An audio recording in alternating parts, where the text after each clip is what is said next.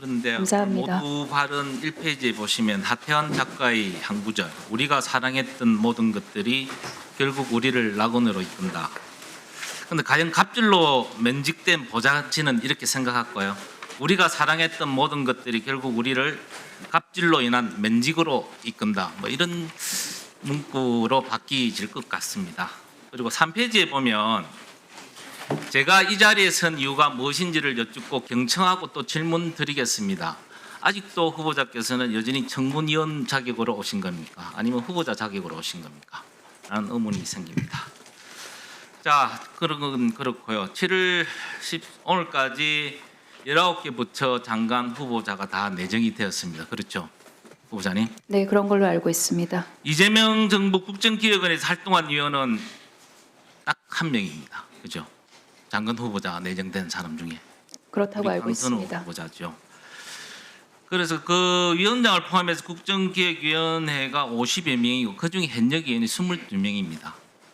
당초에 국정기획에 출범할 때는 사실은 국정기획위원회 가면 장차관으로 입각하기 어려울 거다. 왜냐? 한 2달이라는 짧은 기일에 주요 정책 방향을 설정해야 되기 때문에 도중에 사퇴해버리면 여러 가지 업무 공백 내지는 업무의 차질을 가져올 수 있다는 이야기들이 들렸습니다.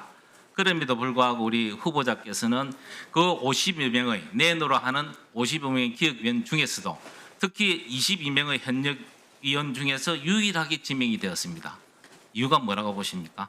업무 능력 또는 전문 지식이 출중하셔서 그렇습니까? 아니면 인사권자의 눈에 띄는 다른 출중한 능력이 있으십니까? 사실 후보자가 여가부 장관 후보자로 내정되었을 때만 해도 민주당에서조차 아닌데라는 이야기들이 많았습니다. 그리고 많은 여성 전문가들도 우리 후보자의 여성 정책 전문성에 의문을 제기하고 있는 것을 감안해 볼 때 과연 어떻느냐 우리 후보자님 한번 말씀을 해보시죠.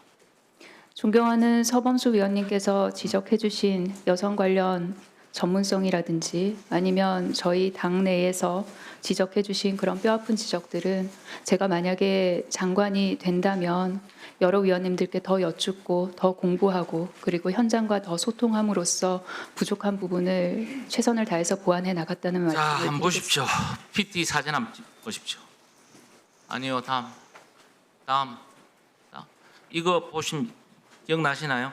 2023년에 우리 이재명 대통령이 민주당 대표였던 시절 단식 투쟁 현장을 찾아서 후보자께서 우리 이재명 대통령 알뜰살뜰히 보살피는 사진입니다. 동그라미 안에 그 까마옷 입으신 분이 누군지를 아시죠? 후보자 많으시죠? 네, 맞습니다. 그래서 제가 이런저런 것을 볼 때 후보자가 여성 그리고 가족에 대한 전문 지식이나 경험을 통해서 성평등 가족부의 확대 등 해난 해결의 능력자로서 기대되어 임명되었기보다는 인사권자의 대통령의 신기 경호의 달인으로서 픽된 보온 인사 또는 측근 인사의 전형으로 밖에 볼 수 없다. 어떻게 생각하십니까? 존경하는 서범수 위원님, 물론 그렇게 비판적인 시각으로 보시는 분들도 계실 거라고 생각을 합니다. 그리고 그렇게 보시는 시각은 충분히 자유라고 생각을 합니다. 다만 알겠습니다. 예. 저 당시 상황을 조금만 설명을 드려도 되겠습니까, 아니요, 위원님? 시간이 없어서 잠시만 나중에. 게다가 최근에 갑질 의혹이 많이 발생을 하고 갑질의 대명사로 지금 두각을 나타내고 계시는데요. 갑질 의혹도 있고 거기에 대한 해명도 허위로 판명이 나고 그리고 제보 보좌관에게 2명에 대해서 고발 조치를 하겠다고 지금 입틀막을 하고 계시거든요. 다시 한번 묻겠습니다. 우리 2명의 보좌진에 대해서 법적 조치를 하실 겁니까? 한 적 없습니다, 위원님. 하겠다고 예고를 하셨거든요. 안 하셨습니까? 하겠다고 예고한 적도 없습니다, 없어요. 위원님. 그렇는가요? 나중에 네. 한번 확인하겠습니다. 다시 한번 확인해 봐 주십시오. 그래서 저는 저는 그런 발언을 한 이런 적이 걸 없습니다. 보면 후보자가 전형적인 약강형이 아니냐. 강자에게는 약하고 약자에게는 강한, 즉 권력에 복종하고 약자를 착취하는 이중적인 태도를 가진 사람이라고 볼 수밖에 없다. 과연 이런 후보자님 여성가족부의 가장 큰 역할이 뭐라고 보십니까? 여성가족부가 하는 업무는 굉장히 다양합니다. 예. 그런데 통합적으로 말씀을 알겠습니다. 드리도 제가 나중에 말씀을 다시 드리겠습니다. 그래서 결국 제가 보기에는 사회적 약자의 근익 보장이 큰 비중을 차지하고 있다고 봅니다. 그렇죠? 동의합니다, 네. 위원님. 그런데 이런 강약 약강의 인물이 과연 사회적 약자의 근익 보장에 얼마나 진정성을 가지고 있을지 참 우려되는 부분들이 많습니다. 이 부분에 대해서 한번 말씀을 해주시죠. 관련해서 나오는 의혹들에 관해서는 제가 청문회를 진행하는 중에 더 소상히 설명드릴 기회가 있을 걸로 봅니다. 위원님께서 주시고 계신 그런 우려하는 점들 없도록 잘 하겠습니다. 그리고 다시 한번 말씀을 드리겠습니다. 아까 제가 잠시 의사진행 발언 때도 이야기를 했지만 감사원 권익위 인권위 관련 우리 후보자께서 개인정보 제공에 미동의를 해서 자료 제출을 안 한 게 많습니다. 이게 갑질의 대명사가 된 분이 이런 부분을 발견하고 보니 결국은 이걸 감추기 위해서 그런 게 아니냐라는 합리적 추측을 가질 수밖에 없다. 그래서 이건 단순한 자료 제출 거부가 아니고 인사청문의 거부나 다를 거라고 저는 봅니다. 그래서 이 자료 제출을 언제까지 해 주실 겁니까? 그리고 이 자료 제출을 해 주셔야 인사청문회가 인사청문회 다음 인사청문회가 그대로 진행이 되기 쉽습니다. 그렇습니다. 존경하는 서범수 의원님, 말씀 주셨던 그 자료 관련해서는 이미 모두 발언 이후에 저의 입장을 말씀을 올렸습니다. 다시 한번 말씀드리겠습니다. 말씀 주셨던 그 목록을 검토해서 최대한 제출하도록 노력하도록 하겠습니다. 네. 자, 다음은 우리 서영교 의원님 질의해 주시기 바랍니다. 예, 서울 중랑구갑의 서영교 의원입니다. 후보자님, 네, 장관 내정된 걸 축하합니다. 감사합니다, 위원님. 잘해주세요. 최선을 정말 다하겠습니다. 잘해주십시오. 네, 무거운 책임감을 느낍니다. 제가 간절히 요구하고 싶은 건 대한민국이 이대로 가다 대한민국이 소멸될 위기입니다. 인구 관련한 내용이 다시 또 필요하지만 대한민국에 아이를 낳으면 가족이 행복하고 그리고 그 아이의 출생이 행복하고 그리고 또 육아가 행복한 세상을 만들었으면 좋겠습니다. 그렇게 국가가 함께할 수 있게 해주십시오. 네, 위원님께 많이 여쭙고 많이 상의 드리면서 저의 최선을 다하도록 하겠습니다. 근데 이번에 좀 알게 되었어요. 아이가 아프다고 들었습니다.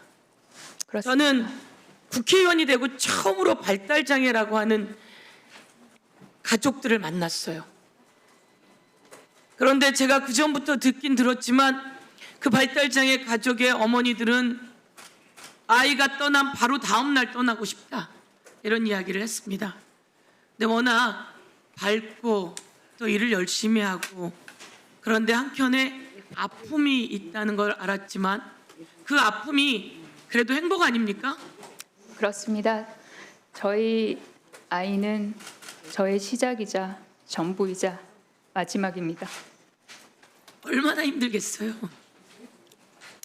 그런데 그래서 또 생활하기도 좀 힘들고 그랬을 겁니다. 사실 아이의 엄마 여성들은 힘이 듭니다. 아이를 낳는 것도 그리고 키우는 것도. 그래서 그동안은 또 한 명의 여성, 저도 그랬고 저희 어머니가 아이들을 키워주셨죠.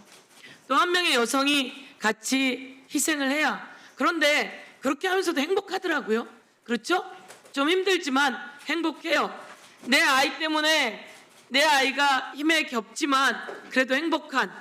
그래서 아까 우리 백승아 의원이 질의했지만 국회의원 모두가 함께 그 발달장애 아이들을 책임지자라고 하는 법안을 만들었고 그 법안을 통과시켰습니다. 그렇죠? 네, 그랬습니다. 잘하셨습니다. 더더욱 사람에 대한 애정을 갖고 있을 거라고 생각합니다. 아이에 대한 애정도 갖고 있고 여성에 대한 애정도 갖고 있고. 아니 대한민국에 여성만 있지 않잖아요. 남성도 절반 여성도 절반.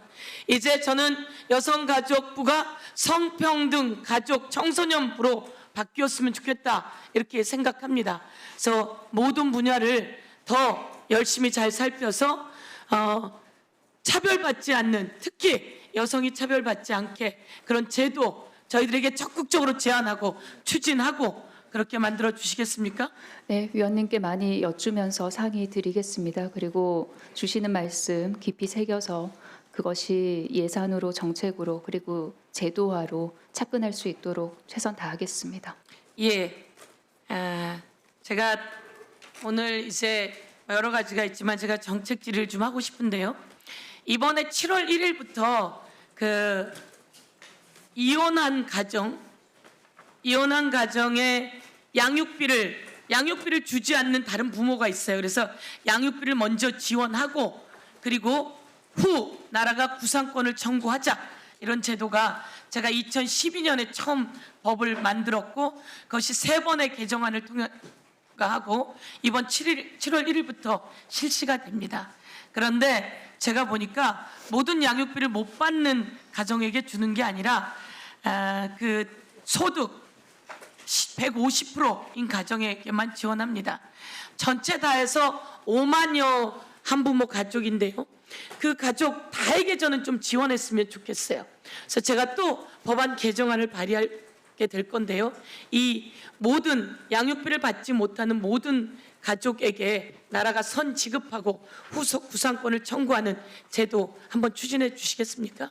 위원님과 긴밀하게 상의 드리면서 적극적으로 검토하도록 하겠습니다. 사실 이 양육비 선지급제가 일각에서는 그것을 혹시라도 악용할 수 있지 않겠느냐라는 그런 우려가 있는 걸로 알고 있습니다. 그러나 이는 현 상황을 무엇보다 정확하게 판단을 해야 한다고 생각을 합니다. 그래서 선지급 신청 사례라든지 회수율이라든지 이런 것들을 면밀하게 살펴봐야 할 것이고요. 그리고 소득 기준 완화 관련해서는 여러 가지 리스크라든지 아니면 이 기준을 완화했을 때 오히려 받을 수 있는 혜택이 더 많은 것인지 정확한 숫자와 데이터로 분석을 한 다음에 의원님과 면밀하게 소통을 하도록 하겠습니다. 다만 의원님께서 제안해 주셨던 정책 방향에 대해서는 저도 동의를 하는 바입니다. 책임지고 전면 모두에게 선지급할 수 있게 해주면 좋겠어요. 그런데 여기서 이제 악용하는 사례가 최근에 몇만 원만 좀 보내면 그 후 구상권 대상이 안 된다는 겁니다. 제대로 된 양육비를 줘야 되는데 그렇게 빠져나가는 사례가 있다고 합니다. 그 영상 한번 띄워주겠습니까? 양육비 꼼수입니다. 이런 일이 없도록 좀 해주시겠습니까? 네, 꼭 그렇게 하도록 하겠습니다. 이게 직전 3개월 또는 연속 3회 이상 불이행을 해야지 이 신청을 할 수 있게 돼 있습니다. 그 부분이 사각지대라 여겨져서 어떻게 하면 제도 개선을 조금 더 할 수 있을까 검토해 보도록 하겠습니다. 제가 그 부분에서 든든합니다. 강력하게 요구하고요. 이제 더 이상 나누거나 차별하지 않고 그리고 모든 사람들이 그리고 양육비도 너무 작습니다. 그 어렵게 사는 가족들이 나라가 책임져주고 나쁜 짓을 하는 다른 한부모에게는 나라가 책임을 구상권을 확실히 묻고 처벌할 수 있게 이렇게 갖추면 좋겠다 생각하고 추진해 주십시오. 네, 그렇게 하겠습니다, 위원님. 이상입니다. 예, 수고하셨습니다.